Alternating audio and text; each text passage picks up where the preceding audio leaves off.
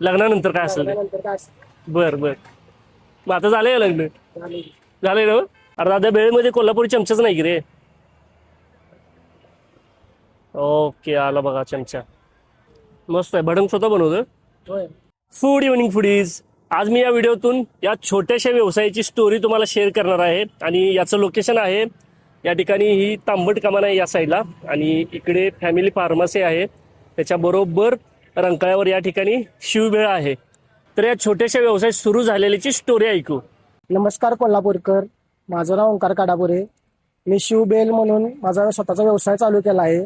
मी पहिला सोनार काम करत होतो, जरा काम कमी आल्यामुळे मी स्वतःचा एक स्टार्टअप चालू केला आहे, स्वतःचा एक व्यवसाय. कारण स्वतःचा एक कायमचा व्यवसाय असू दे म्हणून मी चालू केलेला आहे.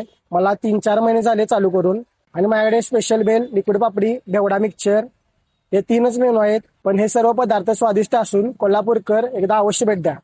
तर या मस्त झणझणीत भेळीची खासियत म्हणजे चिंचेचा कोळ आणि त्यामध्ये असलेला खजूर. याच्यामुळे ही भेळ लय भारी लागते आणि शेवटपर्यंत ही कुरकुरी क्रंची क्रिस्पी लागते भेळ, म्हणजे अशी सॉगी होत नाहीये.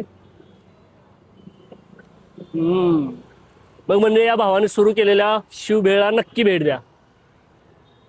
वा.